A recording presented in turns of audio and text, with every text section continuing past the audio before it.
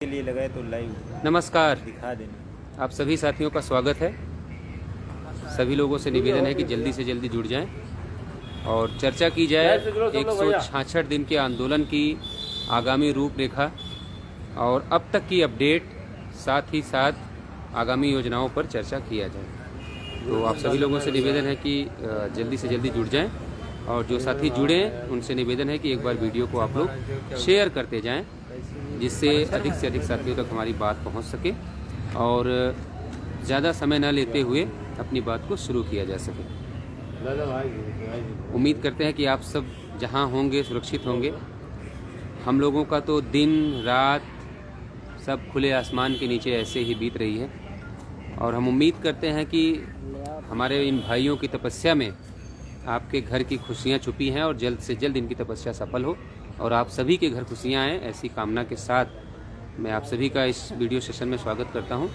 और चलिए लोग जुड़ते रहेंगे, बात शुरू की जाए। साथियों देखिए, 166 दिन का संघर्ष पूरा हो चुका है और इको गार्डन के अंदर से निकला हुआ ये संघर्ष आज इको गार्डन की सड़कों पर है और जो जानकारियाँ मिल रही हैं वो ये हैं कि हमारे मामले में 2 महत्वपूर्ण मीटिंग हो चुकी हैं और शासन ने निर्णय कर लिया है कि उन्हें क्या करना है, लेकिन उस निर्णय से कब अवगत कराया जाएगा, कौन सा दिन चुनेगी ये सरकार, इसके बारे में किसी को कुछ भी पता नहीं है। और हम लोग जानकारी भी लेना चाहते हैं तो ये नहीं बताया जा रहा है कि कब ये दिन आएगा। बाकी उनका कहना है कि आप लोग जो डिमांड हो आपकी उसको आप हम तक दे दीजिए, हम उसको जो है देखेंगे कि उसमें हम क्या और आपके लिए कर सकते हैं। लेकिन फ़िलहाल अपडेट ये है, जानकारी ये दी जा रही है कि सरकार ने ये तय किया है अपनी मीटिंग में कि उन्हें क्या करना है और क्या किस मामले से किस तरीके से हम सबका भला करना है और ये कार्य बहुत जल्द होने जा रहा है, ऐसी सूचना मिल रही है। लेकिन जब तक धरातल पर कोई चीज़ दिखाई नहीं देती है तब तक कोई ढिलाई बरतना समझदारी का काम नहीं है। इसलिए हम सभी लोग डटे हुए हैं और बराबर यहाँ पर एलआईयू के माध्यम से रिपोर्ट जा रही है और तो और कई अब जो है भाजपा के जो उनके खुद के एलआईयू हैं सरकार के, वो लोग भी आते हैं, कई वरिष्ठ अधिकारी आते हैं जो केंद्र से संबंध हैं, वो भी यहाँ पर आते हैं और यहाँ की रिपोर्ट जो है अपने उच्च अधिकारियों और शासन प्रशासन तक जहाँ उनको सौंपना है वो सौंप रहे हैं। लेकिन सबसे बड़ी बात यह है कि जब तक कोई चीज़ लिखित में या सार्वजनिक रूप से घोषित नहीं हो जाती तब तक हम ये मानकर नहीं बैठ सकते कि हमारा भला हो चुका है। हालांकि कहा यह जा रहा है कि सरकार ने आपके लिए रास्ता निकाल लिया है, बस आप लोगों के जो सुझाव हैं वो लिए जा रहे हैं, वो आप लोग उपलब्ध करा दीजिए कि ऐसा ना हो कि कुछ छूटे और जिससे फिर से विवाद की स्थिति बचे। तो उन सब चीज़ों पे आपको अपनी राय देनी है वो आप दे दीजिए। तो जितने भाई जुड़ रहे हैं, जितने लोग अपना प्यार आशीर्वाद नमस्कार भेज रहे हैं, आप सभी को बहुत सारा नमस्कार प्रणाम। आप सभी लोगों से निवेदन है कि आप सब जो है एक बार वीडियो को लगकर शेयर कर दें, जिससे हमारे अधिक से अधिक साथियों तक जानकारी पहुंच सके।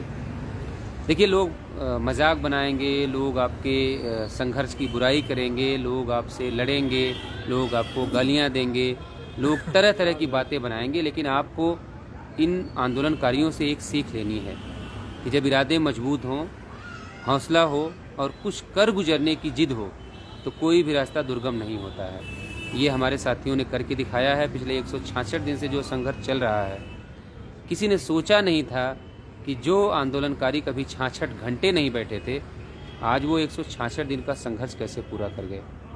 ये सब हमारे साथ के जो ये तपस्वी लोग हैं जिन्होंने अपना घर परिवार छोड़ के ये तय किया कि नहीं, इस लड़ाई को जीतना ही जीतना है, उन सभी के तपोबल से, उन सभी के सामर्थ्य से, उन सभी के साहस से, उन सभी के धैर्य से ये सब संभव हो रहा है कि यह आंदोलन आज 166 दिन सफलतापूर्वक पूर्ण कर गया है और आज तक इस पर कोई आक्षेप नहीं लगा, किसी पार्टी विशेष का होने का आक्षेप नहीं लगा, किसी पार्टी विशेष के धन से चलने वाला आंदोलन नहीं घोषित हुआ और तो और इस आंदोलन की जो शुचिता है वो बनी रही। इसलिए आप सभी लोगों को समझना है इस बात को कि हो सकता है कि हमें कल सफलता मिल जाए, लेकिन आपकी अंतरात्मा एक बार ज़रूर पूछेगी कि जब आपके कुछ साथी अपना सब कुछ छोड़ के इको गार्डन के बाहर सड़कों पर आपके हिस्से की भी लड़ाई लड़ रहे थे, तो उस समय आप क्या कर रहे थे? ये सवाल आपसे आपकी अंतरात्मा आज नहीं तो कल जरूर पूछेगी। इसलिए आप सभी से निवेदन है कि आप सभी लोग घरों से निकलिए, आइए, यहाँ पर देखिए कैसे ये संघर्ष चल रहा है और कैसे असंभव से लग रहे कार्य को आज हमारे साथियों ने, हमारे भाइयों ने, हमारी मातृस्वरूपा बहनों ने कैसे इसको बिल्कुल सफलता के एकदम नज़दीक पहुंचा दिया है। आप सभी लोगों का इंतज़ार है, आप सभी लोग आइए, आप सभी लोगों के साथ मिलकर हम ये लड़ाई जीतना चाहते हैं। और मैं एक अपील आप सभी से करना चाहता हूँ कि देखिए, हमारे मतभेद हो सकते हैं, हमारी असहमति हो सकती है, हमारे आपस में मनमुटाव हो सकते हैं, हम एक दूसरे से लड़ सकते हैं, हम एक दूसरे से झगड़ सकते हैं, लेकिन इसका ये कतई मतलब नहीं है कि हम आप दुश्मन हैं। हम आप दुश्मन नहीं हो सकते, हम आप भाई हैं। हम आप लड़ेंगे, झगड़ेंगे, एक दूसरे के साथ मतभेद होंगे, किसी बात पे हम आपसे असहमत हो सकते हैं, लेकिन इसका कभी ये मतलब मत निकालिए कि हम आप एक दूसरे के दुश्मन हैं। हम सभी का उद्देश्य एक है कि इस लड़ाई को जीतना ही है, चाहे वो कोर्ट के रास्ते मिलती, चाहे आंदोलन के रास्ते मिल रही हो। हमें सहर्ष एक दूसरे का साथ देना चाहिए, एक दूसरे के साथ खड़ा होना चाहिए और इस बात का एहसास कराना चाहिए कि हम सभी एक हैं। क्योंकि सदियों से, कई पीढ़ियों से हमारी जो ये संततियाँ रही हैं, उनको गुलाम बनाया रखा गया, उनको आडंबरों में फंसाया रखा गया, उनको जाति जाति में बांटा गया। उस सब से उबरने का वक्त है, उन सब से आगे निकलकर सोचने का वक्त है कि अगर हम पढ़े लिखे होकर भी अपनी नौकरी के लिए अगर एक दूसरे का साथ नहीं दे पाए, तो फिर बड़ा मुश्किल है कि आने वाली पीढ़ियां हमको माफ़ कर पाएं। लोग इस बात पे विचार जरूर करेंगे कि जब कुछ मतवाले लोग अपना सब कुछ कुर्बान करके लखनऊ की सड़कों पर अपने हक की, अपने हकूक़ की लड़ाई लड़ रहे थे, तो हम लोग उनको नीचा दिखाने का प्रयास कर रहे थे। आप इस बात को मेरी आप रिकॉर्ड करके रखिए, सेव करके रखिए कि जिस दिन ये आंदोलन सफ़र ख़त्म होगा, उस दिन आपकी अंतरात्मा आपको खुद धिक्कारेगी कि जब मौका था तो आप अपने ही लोगों को गालियां दे रहे थे। लेकिन अभी भी वक्त है, सारी बातों को पीछे छोड़ दीजिए। जिनके भले का आप दावा करते हैं, जिनके भले की बात आप फेसबुक पर लिखते हैं, उनके भले के लिए आंदोलन में आइए। ये आंदोलन आप सबका है, मेरा व्यक्तिगत नहीं है, यहाँ के लोगों का व्यक्तिगत नहीं है, ये पूरे समाज की लड़ाई है। आप यकीन मानिए, आपको उतनी ही खुशी होगी जितना नौकरी मिलने की बात खुशी होती है। पहले हम लोगों को लगता था कि कभी ऐसा भी दिन आ जाता था कि 2, 4, 6 लोग ही बचते थे आंदोलन में। आज ऐसा दिन आ गया है कि यहाँ पर लोगों को ये कहना पड़ता है कि काफ़ी दिन आपको आया हुआ हो गया, आप कुछ दिन के लिए घर चले जाइए, 2-3 दिन के लिए घर चले जाइए, फिर चले जाइए। लेकिन कोई जाना ही नहीं चाहता।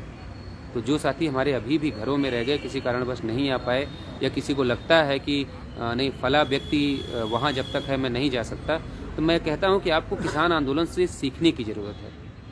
किसान आंदोलन में 42 किसान संगठन थे, जिनकी अलग अलग मांगे थी, अलग अलग विचारधारा थी, अलग अलग नेता थे, अलग अलग गुट थे, अलग अलग संगठन थे, लेकिन सबका उद्देश्य एक था कि तीनों काले कृषि कानून वापस करना ही करना है।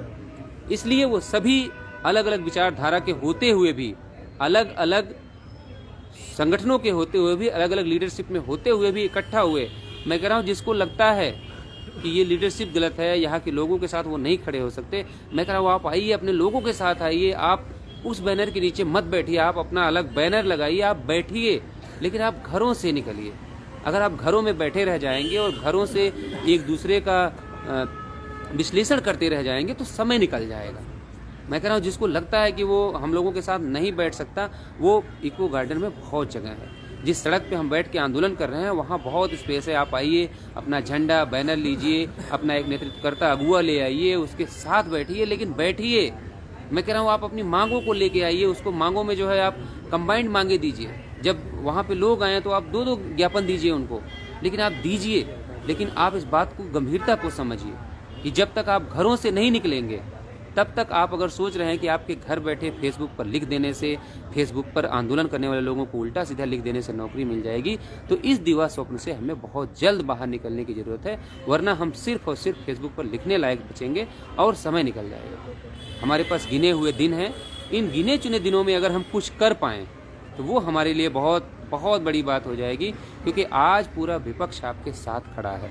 आज सत्ता में भागीदार लोग आपके साथ खड़े हैं। लेकिन मेरी इस बात को सेव करके रखिएगा, याद करके रखिएगा कि एक बार चुनाव निकल गया तो कोई आपके साथ नहीं खड़ा होगा। न्यायालय की स्थिति क्या है, इस पर बहुत ज़्यादा टिप्पणी करने की ज़रूरत नहीं है कि कल मैराथन सुनवाई के बाद, इतने लंबे सुनवाई के बाद जब ऑर्डर में एक लाइन आपके लिए मेंशन नहीं किया गया, उसके बहुत कुछ मायने हैं। जो समझदार लोग हैं, जो कोर्ट के कचहरी की बात समझते हैं, वो समझ जाएंगे। कम से कम हमारे वकीलों का कंटेंशन तो उस ऑर्डर में मेंशन होना ही चाहिए था कि क्या बात वहाँ हुई, क्या वहाँ कोर्ट में बहस हुई, एडवोकेट जनरल ने क्या बोला, हमारे वकील ने क्या बोला। किसी का कंटेंशन लिखने की जहमत नहीं उठाई कोर्ट ने। आप समझ सकते हैं कि खेल कितना बड़ा है। खेल कितना बड़ा है, इसको समझने की आपको ज़रूरत है कि क्या उन 52 मिनट में एक भी शब्द हमारे वकील या सरकारी वकील के मुंह से नहीं निकला जो उस ऑर्डर में लिखा जा सकता था। ये तो वैसा ही हो गया कि जैसे कोर्ट में डेट आई और नंबर नहीं आ पाया और जज के सामने वकीलों ने प्रेयर किया कि आज हमारा नंबर नहीं आया और इसको लिस्ट कर दीजिए, और उन्होंने लिस्ट करने का ऑर्डर भी दिया। तो कब का दिया? आप सोचिए, क्या बीच में छुट्टियां हैं? क्या कोर्ट बंद है? क्या कोई और अड़चन है? क्या कोई इतना इंपॉर्टेंट मुकदमा है कि आरक्षण के मुद्दे को सुना नहीं जा सकता था? ऐसा कुछ भी नहीं था। लेकिन दिसंबर के तीसरे हफ्ते में डेट क्यों फेंकी गई? कोर्ट में जब सुनवाई हो रही थी, जब सारे वकील मौजूद थे, वहां पर ऑर्डर नहीं लिखवाया गया। जज के चैम्बर में जाके वहां से ऑर्डर लिखा जा रहा है और उसमें सिर्फ ये लिखा जा रहा है कि दिसंबर के तीसरे हफ्ते में आप इसको लिस्ट कर दीजिए। अगर आप भावनाओं में बहकर नहीं सोच रहे हैं, अगर आप किसी के ब्रेन वॉश में नहीं फैले हैं, फंसे हैं, अगर किसी ने आपका दिमागी संतुलन नहीं बिगाड़ दिया है, अगर आपके अंदर जरा भी तर्क करने और सोचने समझने की क्षमता है, तो इन सारी साजिशों पर आपकी बरबस निगाह पहुंच जाएगी। आप न चाहकर भी इस पे फैसला ले पाएंगे। लेकिन आप सोचिए, आपको समझने की ज़रूरत है कि इतनी सारी चीज़ें, इतनी सारी षड्यंत्रकारी नीतियाँ क्यों हो रही हैं। क्या 52 मिनट 53 मिनट की सुनवाई में क्या ऐसा नहीं था कि हमारे वकील या सरकारी, चलो मैं कह रहा हूँ हमारे वकील का नहीं लिखा जाता, क्या सरकारी जो एडवोकेट जनरल थे, क्या उनकी एक भी बात नहीं नोट की जा सकती थी ऑर्डर में? पूर्व में आप ऑर्डर पढ़िए, जब भी बहस होती है तो उसमें कितने हिस्से हमारे उसमें ऑर्डर में आते थे जो बहस होती थी। क्यों नहीं लिखा गया? ताकि जो अगली डेट आए उस दिन जो जज जो है इसको सुने, तो वो पुनः वो पिछली डेट से ही शुरू करे, ना कि जो डेट अभी हाल में निकली है। यानी वो शुरू से फिर मामला सुनना शुरू करे। आधे घंटे, 20 मिनट, 10 मिनट, 5 मिनट जो हमें समय मिले, तो जज कहते कि मामला क्या है, आप फिर से सुनाइए। फिर जैसे पूरी महाभारत पूरी हो, ये हो जाए कि आज का एपिसोड खत्म हो गया है, अगली डेट पे आप आइए, फिर 1 महीने बाद की डेट दे दी जाए। जैसा कि आप सबको पता है कि अखबारों में आप देख रहे होंगे, और जो हम लोगों को जानकारी है वो ये है कि जनवरी के पहले हफ्ते में आचार संहिता लगने की पूरी संभावना। तो आप मान के चलिए कि अगर आपकी डेट दिसंबर के तीसरे हफ्ते में लग जाती है और एडवोकेट जनरल अगर प्रेजेंट होते हैं, पूरी महाभारत दोबारा सुनी जाती है और ये कह दिया जाता है कि अगली डेट पे आइए, अगली डेट पर हम आपका देखेंगे, अगली डेट पर हम फाइनल बहस के लिए इसको करेंगे। आपकी रिकॉल जो है करेक्शन एप्लीकेशन लागू हो जाती है, तो इस पर हम आगे बहस करेंगे। अगर ऐसा कुछ होता है तो आप सोच के देखिए, तब भी आपके पास क्या बचता है? आदर्श आचार संहिता लग जाएगी, सरकार चुनाव में व्यस्त हो जाएगी, एडवोकेट जनरल अगली डेट पे कह देंगे कि सर मिलॉर्ड चुनाव है और अधिकारी जो है सब जो है व्यस्त हैं और हमको एक डेट और दी जाए। फिर आपके पास क्या बचेगा? फिर चुनाव के बाद आपके पास क्या बचेगा वो मैं बता रहा हूँ आपके पास। एक बार सरकार इस मामले को चुनाव खींच लेगी। चूँकि क्या है कि हमारे लोगों में भूलने की, बहुत जल्दी भूलने की आदत है, और ये मैं नहीं कह रहा, ये सर्वे बताता है कि हम 3 महीने बाद अपनी परेशानियों को जो दूसरे द्वारा दी जाती है उसको हम भूलने लगते हैं। ये दुनिया का सर्वे, मैं अपना सर्वे नहीं बता रहा, ये दुनिया के जो एक्सपर्ट लोग हैं उनका सर्वे है कि भारत के लोग 3 महीने बाद दूसरों द्वारा दी गई समस्या को भूलने लगते हैं। तो 3 महीने बाद भूलने की जो क्षमता हमारी है उसमें होगा क्या? एक बार चुनाव निकल गया तो सरकार सिंगल बेंच में लड़ेगी, फिर डीबी में थर्ड पार्टी और हमको फंसा के तमाशा देखेगी, और डबल बेंच में जाके स्टेटस को करवा लेगी कि या मिलॉर्ड इतने सारे शिक्षक एक बार में बाहर चले जाएंगे अगर, तो हमारी शिक्षा व्यवस्था गड़बड़ा जाएगी। और न्यायालय में क्या स्थिति है, उनको स्टेटस को होने में कितनी समस्या है, कितना अड़चन है कि कोई उनको रोक पाएगा स्टेटस को करवाने से, ये आपको अच्छी तरह से पता है। डीबी में मामला जाएगा और सरकार यही कह देगी आप यथास्थिति बनाए रखिए, कोर्ट भी कह देगी यथास्थिति बनाए रखिए, बाकी सुनवाई चलते रहने दीजिए। तो आराम से वो वेतन लेंगे, आपकी सुनवाई होती रहेगी, डेट पर डेट मिलती रहेगी, लगातार ये सिलसिला चलता रहेगा। डीबी में 1.5 साल निकल जाएंगे उसके बाद जो भी पक्ष हारेगा वो इस मामले को सुप्रीम कोर्ट लेकर जाएगा। इन सारी बातों को मैं किसी भावावेश में नहीं कह रहा हूँ। मैं ये बात पिछले दिसंबर से कह रहा हूँ कि जो भी करना है, अगर सरकार को घुटने टेकना है तो वो सिंगल बेंच में ही टेक देगी, वो भी चुनाव के पहले। अगर सरकार को टेकना होगा तो अगर वो सिंगल बेंच में टेक देगी। मेरे तमाम ऐसे साथी हैं जिनको, हालांकि मेरे मन में ऐसा कुछ नहीं है, लेकिन तमाम लोग ऐसे हैं जिनको लगता है कि हम लोगों का रास्ता गलत है। मैंने उन लोगों से भी बात बोली है और पिछले दिसंबर से बोली है कि अगर नौकरी लेनी है तो सिंगल बेंच में ही सरकार को मजबूर करना पड़ेगा। नहीं तो अगर एक बार ये मामला हाथ से निकल गया, चुनाव निकल गया, तो फिर आप सर पटक के रह जाएंगे, कोई भी आपकी बात नहीं सुनेगा। तो मैं आज भी उस बात पे कायम हूँ और जो अधिकारियों से बातचीत हुई है उनका भी यही कहना है कि तुम लोगों का जो होना है वो चुनाव के पहले हो जाना चाहिए।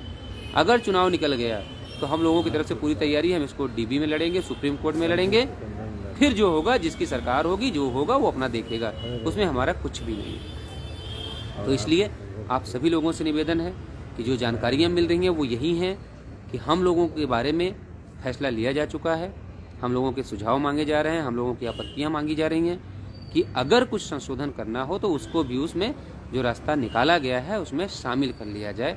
अभी भी उस रास्ते में गुंजाइश है, ऐसी जानकारियां हम लोगों को दी जा रही हैं। लेकिन चूंकि सरकार है, इनकी बातों पर बहुत ज़्यादा यकीन करना भी उचित नहीं है, इसलिए हम लोगों को दबाव बना के रखना है। लाठी, मुकदमा, गाली, चोट, ये सब हम लोगों ने झेल लिया है। बस आप सब लोगों को सिर्फ अपना शारीरिक सहयोग देना है, यहाँ पर इतना संख्या बल बना के रखना है कि इनको पीछे हटने का मौका ना मिले। सिर्फ आपको इतना करना है और मुझे पूरी उम्मीद है कि लोग समझेंगे। मैं अपने हर वीडियो के बाद आपसे कहता हूँ कि आप सिर्फ जब भी वीडियो देखा करिए, जब भी किसी का लाइव सुनिए, तो 2 मिनट के लिए अपना फ़ोन लॉक करके इस बात पर ज़रूर विचार किया करिए कि इस आंदोलन की सफलता में क्या छिपा है और असफलता में क्या छिपा है। इन 2 बातों का फ़र्क आप जिस दिन कर लेंगे, आपको बहुत सारी चीज़ें समझाने की ज़रूरत नहीं पड़ेगी, कहने की ज़रूरत नहीं पड़ेगी, आपको बहुत सारी चीज़ें समझ में आ जाएंगी। मैं चाहता हूं कि मैं अपनी बात समाप्त करने से पहले हमारे तमाम जो साथी यहाँ पर आंदोलनकारी, जो क्रांतिकारी भाई यहाँ पर मौजूद हैं, किन किन हालातों में रहते हैं, उन सब से मैं आपका परिचय कराना चाहता हूँ। उन सब की भी तस्वीरें मैं आपको दिखाना चाहता हूँ, तो आप लोग मेरे साथ जुड़े रहेंगे। और ये हमारे साथ प्रधान जी हैं, बहुत ही समर्पित साथी भाई, और पहले दिन से ही इस आंदोलन में मैंने जितने लोगों को देखा है उनमें ये नाम, ये चेहरा मुझे हमेशा याद रहा है। हमेशा साथ खड़े रहे, कभी ये एहसास नहीं होने दिया कि हम लोग अकेले हैं, कभी कमज़ोर नहीं पड़ने दिया। और ये आप देख रहे होंगे, ये हमारे साथी हैं डॉक्टर कुलदीप पटेल, ये भी आंदोलन के पहले दिन से ही साथ खड़े रहने वाले साथी हैं। बगल में आपको दिख रहे होंगे, ये नवनीत कुमार हैं, हमारे छोटे भाई, और इनका भी सहयोग लगातार बना है। और मैं ये नवनीत हमारे उन सब लोगों के लिए उदाहरण है जिनको लगता है कि यहाँ पर सिर्फ ओबीसी भाइयों की बात होती है। तो नवनीत उसका एक उदाहरण है। नवनीत पहले दिन से बने हैं और मैं आप सबको भरोसा दिलाना चाहता हूँ कि मैं कहीं भी जाता हूँ, किसी भी मीटिंग में जाता हूँ, किसी भी नेता, मंत्री, विधायक से मैं मिलने जाता हूँ, तो मेरे सामने अगर किसी का चेहरा रहे न रहे, लेकिन नवनीत का चेहरा मेरे सामने ज़रूर रहता है, हमेशा रहता है। इस बात को लेकर रहता है कि नवनीत को इस बात का भरोसा है कि हमारे भाइयों के रहते हमारा हित नहीं होगा। तो मैं आप सभी को भरोसा दिलाना चाहता हूँ, यकीन दिलाना चाहता हूँ कि हम लोग समाज के लिए जीने वाले लोग हैं, समाज के लिए अपना सब कुछ दांव पे लगाने वाले लोग हैं।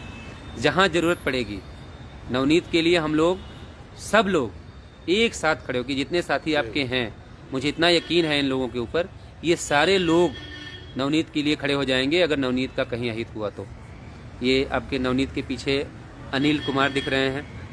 अनिल ऐसे साथी हैं हमारे जो काम करने में यकीन रखते हैं। इसमें से कितने लोग जो वीडियो देख रहे हैं, बहुत सारे लोग ऐसे होंगे जो इनका नाम भी नहीं जानते होंगे, लेकिन आंदोलन के पहले दिन से लगातार यहाँ पर बने रहते हैं और कभी भी न बिना किसी श्रेय की होड़ के, न फोटो, न कुछ, सिर्फ एक धुन है कि इस आंदोलन को जीतना है, किसी भी कीमत पर जीतना है। पीछे आपको अनिल के पीछे दिख रहे हैं हमारे मुकेश पटेल भाई, बाराबंकी से हैं, बहुत ही समर्पित साथी, हमेशा एक दूसरे का हौसला बढ़ाने वाले, एक दूसरे के साथ खड़े रहने वाले भाई। इन सब की तारीफ़ों के लिए इतने शब्द नहीं हैं कि इनको जो है उसमें समेटा जा सके। ये इस आंदोलन के दिखने में सबसे छोटे लेकिन बहुत मजबूत और गंभीर इरादों वाले हमारे अवनीश भाई, कौन सा जिला है, बागी बलिया से क्रांतिकारी। ये हमारे अनिकेत भाई हैं, बहुत ही जुझारू साथी, और जब से मैं इनको देख रहा हूँ और रोज़ मैं आता हूँ इस उम्मीद में आता हूँ कि अनिकेत हैं कि नहीं, तो अनिकेत हमको दिख जाते हैं तो बड़ी खुशी होती है कि चलिए हमारे सारे लोग यहाँ पर खड़े हैं। ये रामदयाल भाई पहले दिन से बिना किसी होड़ के, बिना किसी कंपटीशन के, सिर्फ एक धुन में कि नहीं, बगैर जीते घर वापस नहीं जाना है। और इन सभी साथियों की मेहनत है, हिम्मत है, काबिलियत है कि ये सभी लोग जो है इनके दम पे ये आंदोलन जिंदा है। ये पीछे देखिए इस आंदोलन के हमारे भीम, पांडवों के भीम है हमारे शैलेंद्र भाई। पहले दिन से आज ये लोग घर जाने का सोच रहे थे, मुझसे कहने लगे कि घर चले जाएं, और मैं चूँकि इनको पहले दिन से देख रहा हूँ और कभी इन्होंने कहा नहीं घर जाने के लिए, तो मैं मना नहीं कर पाया। मैंने कहा कि ठीक है चले जाओ, लेकिन पता नहीं क्या इन लोगों को दिमाग में आया तो इन लोगों ने कैंसिल कर दिया कि भैया नहीं जाएंगे। तो ऐसे साथियों के दम पे चल रहा है। नवलेश सो गए क्या? नवलेश नहीं, दादी की तबीयत हमारे नवलेश की पहचान बताने की ज़रूरत नहीं है। हमारे नवलेश भाई जो पहले दिन से यहाँ की आवाज़ बने हुए हैं, उनकी दादी की तबीयत बहुत ख़राब है, इसलिए वो घर जाना चाहते थे, लेकिन पता नहीं क्या उनके दिमाग में आया। हालांकि मैंने कह भी दिया था कि आप चाहें तो आप जा सकते हैं, लेकिन उन्होंने अपना विचार बदल दिया कि नहीं जाऊँगा। और ये अब मैं अभी भी कह रहा हूँ कि अगर ये लोग जाना चाहें तो शैलेंद्र भाई चले जाइए। नवलेश को हो सकता है कि दादी जी को देख आएँ एक बार। कह रहे हैं आपको छोड़कर जाने की इच्छा नहीं करती है। और ये हमारे वीर भाई, बहुत ही जुझारू साथी, हमारे छोटे भाई हैं हमारे। और इन्होंने जब ये आंदोलन शुरू हुआ तो एक हिम्मत दी मुझे याद है वो दिन जब हम लोग SCRT पे खड़े थे और ये कह रहे थे कि ये आंदोलन शुरू हुआ है और इस आंदोलन को हम लोग तब ख़त्म करेंगे जब हम लोग इस आंदोलन को जीत जाएंगे। तो फिर मैंने कहा कि अगर इस आंदोलन में कोई एक व्यक्ति भी अगर मेरा साथ देने को तैयार हो जाए तो इस आंदोलन को हम लोग तब ख़त्म करेंगे जब हम लोग इसको जीत जाएंगे। तो मेरे भाई का सबसे पहले हाथ उठा था और उन्हें खड़े होकर मुझसे ये बात बोली थी कि भैया मैं कह रहा हूँ कि अगर ये आंदोलन जब तक आप खड़े रहेंगे यहाँ पे, मैं अगर कोई नहीं बचेगा तो मैं आपके साथ खड़ा रहूँगा। और आपने देखा होगा कि हमारे इस भाई ने कहीं भी बिना डरे बिना दबे पूरे समाज की आवाज़ को पूरे दमदारी से उठाया है, चाहे वो BJP कार्यालय रहा हो, चाहे स्वतंत्र देव सिंह का आवास रहा हो, चाहे केशव प्रसाद मौर्य का घेराव रहा हो, चाहे वो इंदिरा गांधी प्रतिष्ठान का कार्यक्रम रहा हो, जब केशव प्रसाद मौर्य की आंख में आंख मिलाकर हमारे वीरेंद्र भाई ने ये कह दिया हो कि 4 महीने से हम संघर्ष कर रहे हैं, कब मिलेगा न्याय। तो इसके लिए बहुत बड़ा दिल और बहुत बड़ा कलेजा चाहिए, और मुझे गर्व है कि मेरे साथ ऐसे भाई भी हैं। और ज़्यादा कितना कहा जाए, और भाई हमारा इमोशनल भी हो रहा है, इसलिए ज़्यादा कुछ कहेंगे। हमारे भाई वीरेंद्र भाई का चेहरा देखकर ही हमारे भाई आप अंदाज़ा लगा सकते हैं कि इनके दिल में कितनी तमन्ना है, कितना प्यार है, इस धरने से कितना मोहब्बत है, इनके चेहरे से ही साफ झलक रहा है। भाइयों, इनका मनोबल गिरने मत देना, जरूर आना और धरने को सफल बनाना।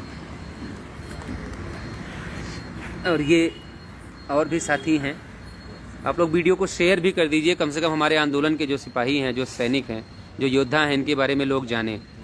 ये हमारे अशोक भाई हैं, एटा से हैं, और जब ये आंदोलन शुरू हुआ तब से मैं देखता रहता हूँ कि अशोक हमारे जहाँ भी रहते हैं एक दूसरे का ख्याल रखना, एक दूसरे के साथ खड़े होना, और बिना किसी श्रेय के। आप कितने लोग ऐसे होंगे जो फेसबुक पर इनको देखते भी नहीं होंगे। ये चुपचाप अपना काम करने वाले लोग हैं, जिनको इस बात में यकीन है कि उनका काम क्या है उनको पता है, उनको नौकरी की ज़रूरत है, उनको इस आंदोलन को जीतना है, वो अपना उद्देश्य उनको पता है, उस उद्देश्य की पूर्ति में लोग लगे रहते हैं। फालतू की लाइव, फालतू के कमेंट, फालतू के पोस्ट, इन सब से बहुत दूर हमारा ये भाई कंधे से कंधा मिलाकर हमेशा हम लोगों के साथ खड़ा रहता है। मुझे गर्व है इन सभी भाइयों पर अपने। और ये हमारा गौतम पटेल भाई, ये दुबले पतले आपको भले दिख रहे होंगे, लेकिन इतने मजबूत हैं कि हजरतगंज की पूरी कोतवाली आज इनके चर्चे करती है कि बहुत मजबूत इरादे वाले लोग हैं आप लोगों के साथ में। गौतम हमारे ऐसे साथी हैं, ऐसे भाई हैं जो पहले दिन से ही, जब भी आंदोलन शुरू हुआ पहले दिन से लगातार साथ खड़े रहे, पूरी मजबूती से खड़े रहे और ये एहसास दिलाया कि ये आंदोलन बगैर जीत के समाप्त नहीं होगा। तो इन भाइयों के बारे में जितना कहा जाए वो कम ही है। और ये आप देख रहे हैं फ्रेम में हमारे प्रेम सुख भाई, और ये पूरे आंदोलन के जितने हमारे साथी हैं उन सभी के लिए सभी को हंसाने का काम करते रहते हैं। इनकी बातें चूँकि ये जौनपुर से हैं और थोड़ा सा ठेठ भाषा में यकीन रखते हैं और ये दूसरे को हंसाते रहते हैं। और जब मैं अस्पताल में था तो मुझे बहुत अच्छे से याद है कि वो प्रेम सुख भाई थे जो मुझे बीमारी की हालत में भी हंसा देते थे और इतने प्यार से और इतने तरीके से चीज़ें जो है खिला देते थे। जब मैं कुछ नहीं खा पा रहा था तो ये अपने तरीके से वो ना चाहकर भी मुझे कुछ ना कुछ खिला देते थे, जिसकी वजह से मेरा स्वास्थ्य थोड़ा सा जल्दी ठीक हुआ। और ये हमारे भाई हैं क्योंकि आज ये मुझे लग रहा है कि कितने दिन हुए आपको आए हुए? धरने के 100वें दिन आए थे और कुछ अपने निजी कारणों में व्यस्त रहे, दुर्भाग्य रहा, लेकिन फिर से मैं इस धरने की आप लोगों के नाम जिला जो धार बनाए हैं उसको मजबूत और आगे बढ़ाने के लिए और आखिरी किल ठोकने के लिए हम यहाँ आए हुए हैं। और मैं बलिया जिला से सुनील कुमार यादव। और ये आप देख रहे हैं हमारे आंदोलन के साथी हैं और ये भी लगातार हमारे साथ बने हुए हैं, लगातार एक दूसरे का सहयोग कर रहे हैं। तो मैं चाहूँगा कि आप लोग भी अपनी बात अपने भाइयों तक रखें। नमस्कार भाइयों, मैं बिजनौर से, जिला बिजनौर, और आरक्षण की लड़ाई में अपने भाइयों के साथ जुड़ा हुआ हूँ। समय समय पर आता रहता हूँ और मैं आप लोगों से भी यही दरख्वास्त करूँगा कि आप लोग धरने में आएँ और अपना समय दें, क्योंकि ये लड़ाई हम लोगों की नहीं है। जितने लोग हम यहाँ इको गार्डन में, ये आप सबकी लड़ाई है और पूरे समाज की लड़ाई है। और आने वाले समय में हमारी जो पीढ़ी है, जो बच्चे हैं, उनके लिए भी हम लड़ रहे हैं। आपको आना चाहिए।